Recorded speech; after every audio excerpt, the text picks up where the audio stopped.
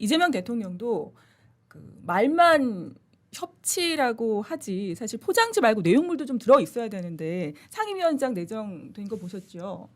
법사위원장 자리는 소수당이 좀 줘야 되는 거 아닌가 싶은데 뭐 안 주셨어요. 어떻게 보세요? 그게 상식으로 맞죠. 역대 원구성을 보면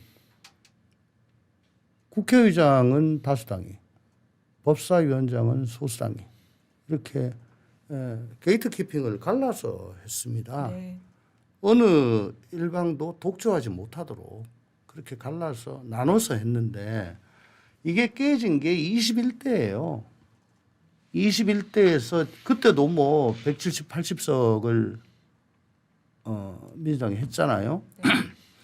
그러면서 도대체 대통령까지 갖고 왔는데 뭐 개혁입법 아무것도 한 거 없다라고 하면서 뭐 검수완박해라 뭐 난리가 났고 그래서 추진력 있게 입법도 하고 뭐 예산도 하고 뭐 정책도 하고 한다고 해서 처음으로 윤호중 의원이 법사위원장이 됐습니다. 네. 그때 국회의장은 박병석이었고요.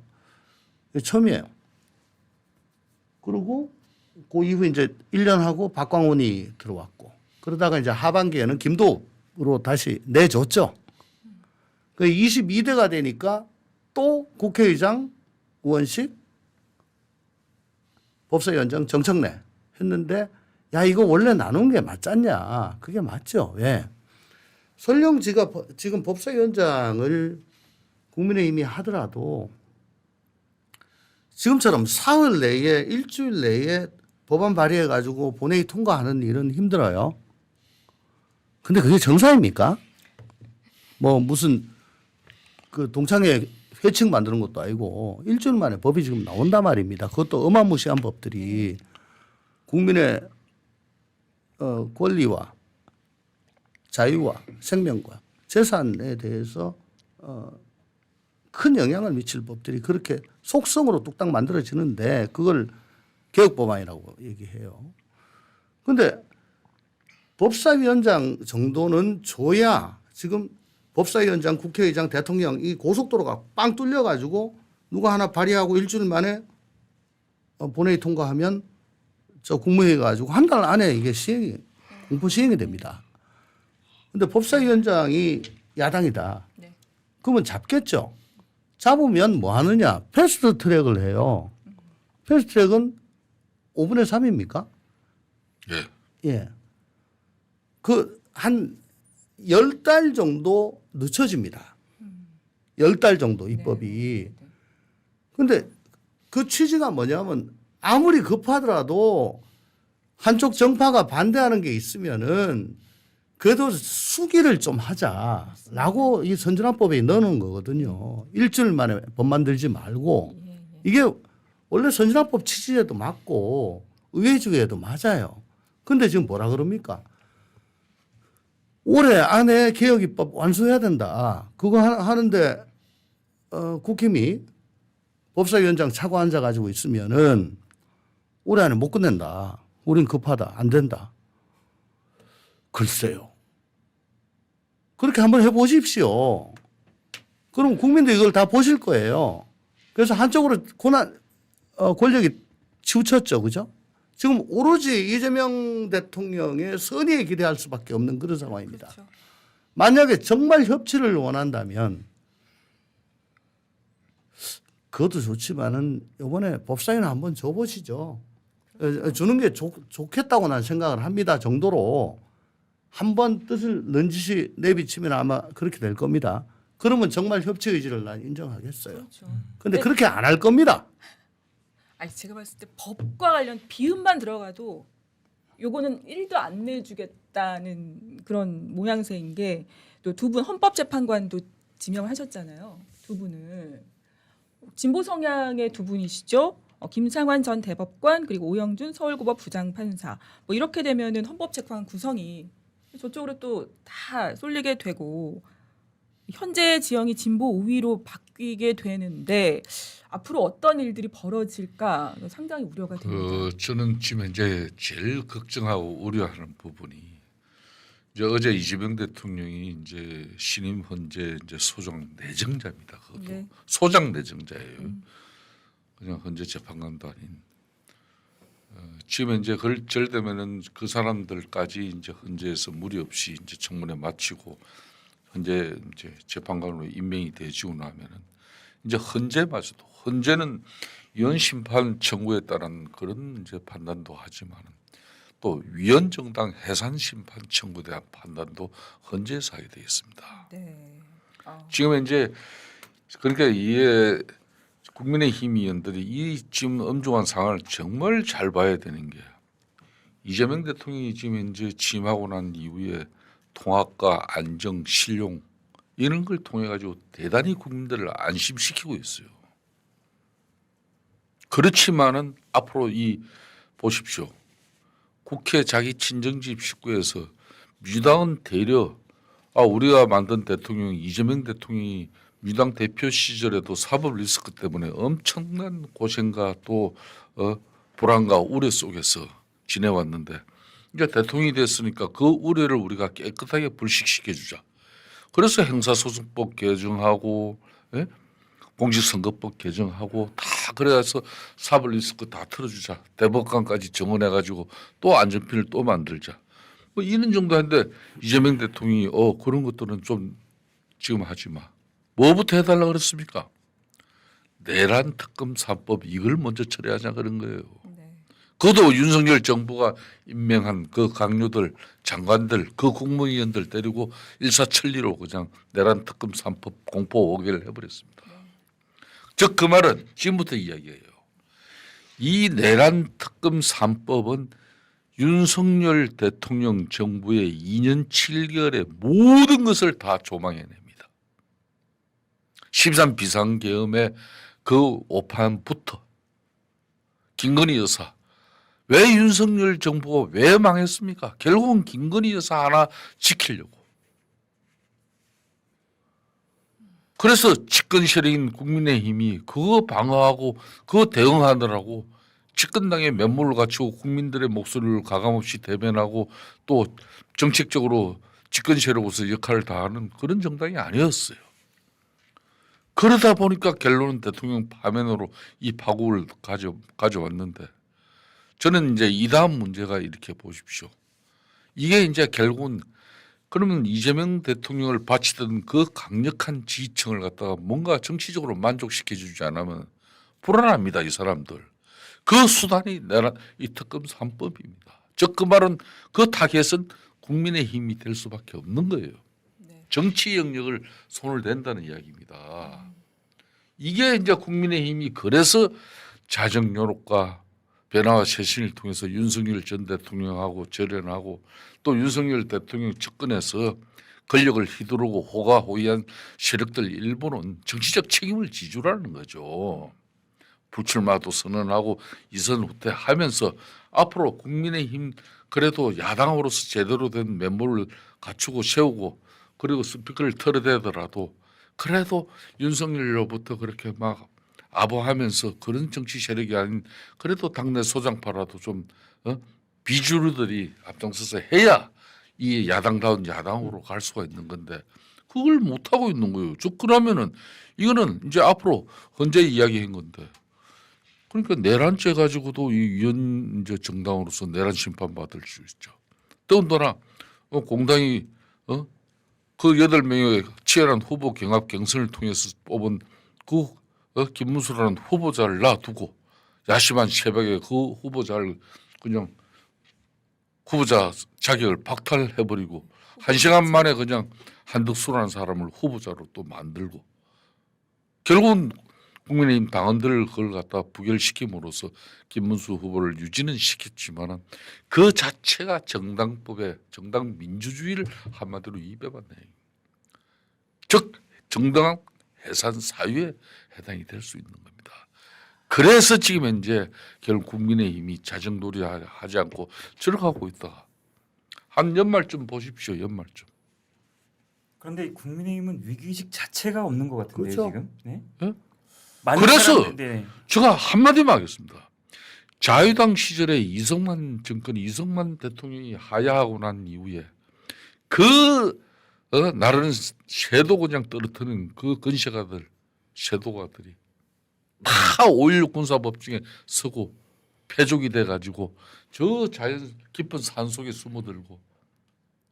그런데 지금 현재 국민의힘 같은 경우는 윤석열 전 대통령의 접근 이 호가호위 세력들이 아직도 스크럼을 짜고 여전히 국민의힘 내에서 그 영향을 유지하면서 당이 자정 변화 쇄신되는 그런 아무런 노력하지 않고 결국은 보십시오.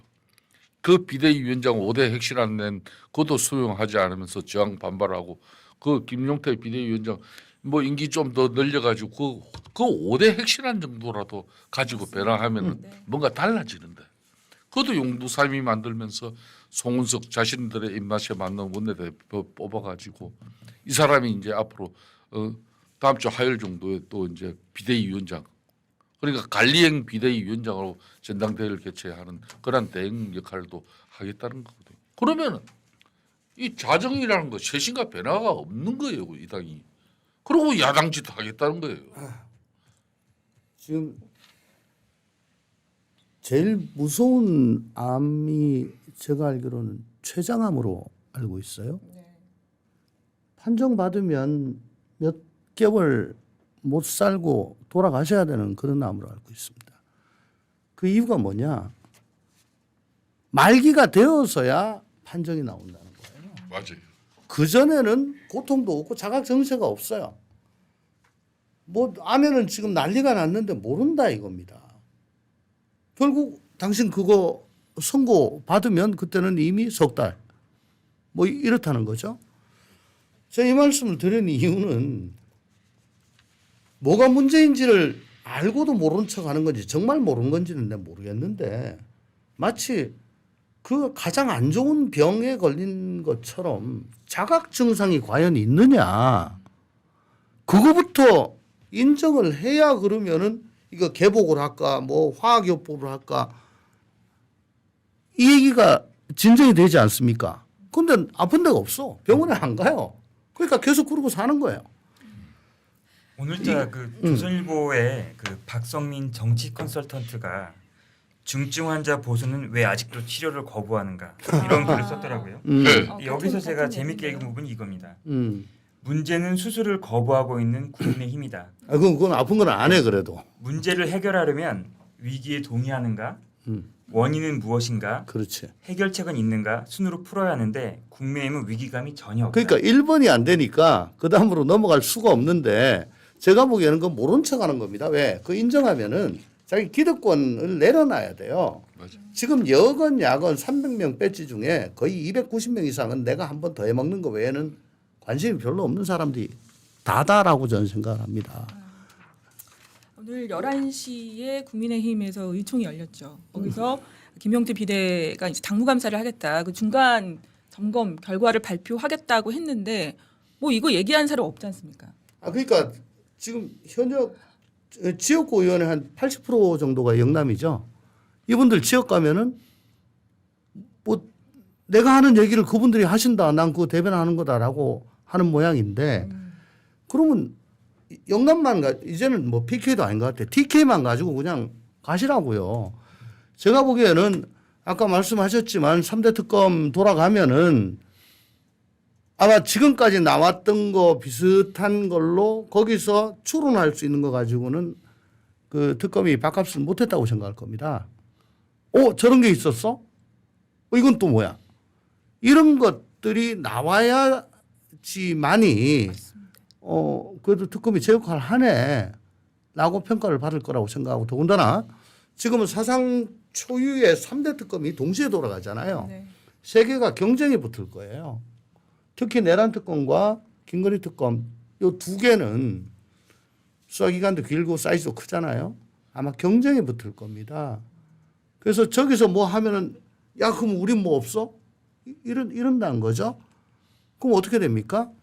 국민의힘은 아마 탈탈 털 겁니다. 네. 지금 털릴 가능성이 높다고 보는 분들이 지금 붙잡고 안 놓고 있는 거거든요. 맞아요. 그분들이 친노 패족 선언한 것처럼 친윤 패족 선언을 해야 돼요, 지금. 그렇지 않으면은 이거 곧 죽습니다. 근데 죽어도 움직이는 좀비 비슷하게 될 겁니다. 좀비. 이 좀비가 옆에 있는 사람을 깨물면 그 사람도 좀비가 돼요. 그래서 이게 뭐 국익이고 국민이고 뭐 민생이고 이거보다는 그냥 관성에 따라 가지고 가는데 주위에 도움이 안 되는 그런 좀비 정당이 될 겁니다. 그러면 그런 좀비 보수 정당을 누가 사랑하고 지지할 또 것인가. 이재명 정부는 과연 두려워할 것인가? 안 그래도 압도적 의석에 입법사법 행정 뭐 사법 끼워서 죄송합니다만은 눈치를 본다고 저는 생각합니다. 3권이 손아귀에 있는데 거기다가 제1야당이 저래요. 그러면 이거는 뭐 견제가 안 되는 거지. 죽어나는 건 국민이에요. 정신 차리시기 바랍니다. 국민의힘. 맞습니다. 당신들 때문에 국민들이 죽어나간다고. 그러니까 이제 영남권 의원들이 영남권 지역 유권자들 국민들이 자신들을 쉽게 선택해 줬다 생각하면 절대 안 돼요. 그렇죠. 그 영남권의 기반을 가지고 수도권 이 유권자들의 어떤 그 눈높이에 맞춘 그런 정당 변화와 핵심 그런 늘 변화된 어떤 그런 보수 정당의 합리성 가지고 국가 발전과 또 이 보수의 어떤 그런 정치 철학 이걸 가지고 제대로 해달라는 건데 이게 이 사람들이 이런 거예요. 우리 어떻게 보면 영남 지역 유권자들을 무시하는 처사죠. 지금 자기들은 그냥 손쉽게 이렇게 선택받았으니까 크게 변화하지 않고 그냥 현실에 안 좋아한다 하더라도 자신의 입맛에 맞는 그런 당 대표만 또 앞으로 조기 전당대회를 통해서 그 자기들이 주도해서 만든 그 사람들이 내년에 자기 이제 6.1 지방선거 때 자기들이 추천한 기초단체장들 공천만 원만하게 이루어지면은 그 기반 속에서 다음 총선에서 자기들은 다시 배지를 더 달아서 선수를 늘릴 수 있다. 그 생각하니까 안 변하는 거예요. 그런 사이에 수도권 유권자들은 더 멀어지는 겁니다. 이게. 그럴 수밖에 없죠. 예? 그래서 이게 아까 안전하지가 정말 않죠. 저는 우리 종천 의원님이 정확한 지적이에요. 이 정말 사기 그냥 정말 이제 몇 개월밖에 사지 못하는 그런 말기 환자가 되는데도 고통 없으니까 자기는 천수를 누릴 것처럼 이렇게 생각하고 있는데 그래서 어느 날 아침에 가는 겁니다. 제가 아까 헌재 있죠. 위원정당 해산 심판 청구가 들어가 버리면 그때부터 핵분열이 납니다.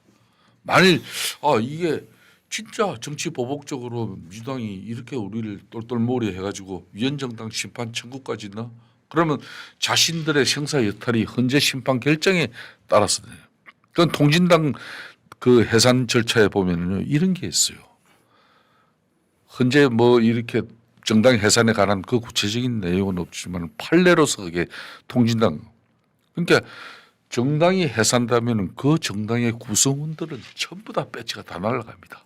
혹자들은 비례대표위원, 비례위원들만 날라가는 게 아닙니다. 지역구 의원들까지 그 정당 구성원들은 다 날아가 버리는 거예요. 근데 위원정당 해산 심판이 실제로 가능하다고 생각하세요? 자, 이렇게 자정도로 가지 않고 변화하지 않고 있는 가운데 이대로 가면요. 대통령도 우습게 보고 민주당도 우습게 보고 자신들의 입맛에 맞는 그런 여도 야소가 정말 이 야당이 그냥 볼상 사람집만 골라가지고 하고 하면은 언젠가는 나는 소홀된다고 봅니다. 이게 통진당 사건에서 예.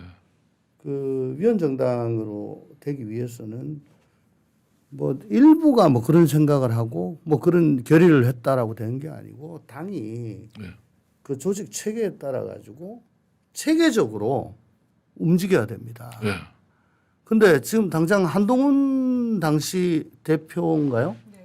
대표부터 본회의장 들어가지고 빨리 일로 와라.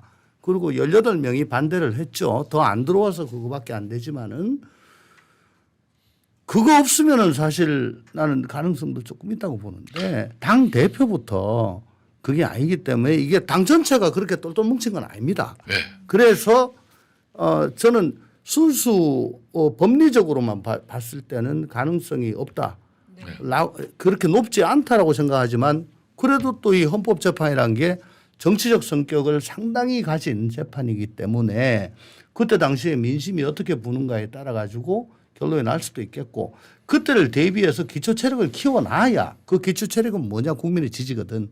국민의 지지를 키워놔야 이걸 견디는데 지금 거꾸로 가고 있고 바로 그 이야기입니다. 그리고 이재명 정부 분명히 헛발질하고 오변할 겁니다. 그러면 그거 받아 먹어야 되는데 받아 먹으려면 그래도 봐줄 만한 데가 있어야 되잖아요. 보기가 싫어. 좀비인데 좀비 보고 싶어요? 그러니까 이쁘게 치장도 하고 좀 이렇게 그래. 뭐 너 있었지. 그래 니네들 봐줄게. 라고 해야 그 실책이 일로 와가지고 득이 되고 하는 건데요. 결국은 제가 우리 김성태 선배님한테 계속 얘기하는데 이거 양당제가 계속되는 하는 이 방법이 없다 지금. 서로 어글리 테스트만 하고 있기 때문에 나도 잘못하지만 저쪽은 더 못하지 않냐. 그러니까 내가 상대적으로 잘하지. 지금 그걸로 수십 년을 왔거든요. 그러니까 이번 대선 때도요. 누구 찍고 싶어가지고 찍은 것보다 저기는 죽어도 안 되니까 찍은 게 더 많을 겁니다. 그래서 이게 다당제로 가야 된다 이건 무조건. 이 상태로는 그래서 국힘을 대체하는 뭐가 나왔다 칩시다. 뭐가 나와가지고 또 뭐 한 30% 한다 칩시다. 그러면 그 구성원들은 또 내가 한 번 더 해먹는 게 중요하고 그 해먹으려면 어떻게든 이 당에 붙어 있어야 되거든. 붙어 있으려면 주류가 돼야 되죠. 주류 되려면은 양심하고는 좀 반하더라도 그냥 따라갈 수밖에 없어요. 따라가니까 민심 저 빠치만 닮으면 사람이 이상해진다. 라는 얘기가 나오거든요. 근데 세 당 이상이 되면은 1당, 2당이 못해도 3당이 잘하면 이쪽으로 갑니다. 그렇기 때문에 그때부터는 뷰티 컨테스트가 돼요. 잘하는 쪽으로 경쟁이 붙어야 된다고. 그거를 구조화하기 위해서는 다당제가 되는 수밖에 없는데 1당, 2당은 죽어도 안 하죠. 왜? 독과점적 체제가 자기들한테 공이 다 유리하니까 안 합니다. 그 통에 죽어나는 건 국민입니다.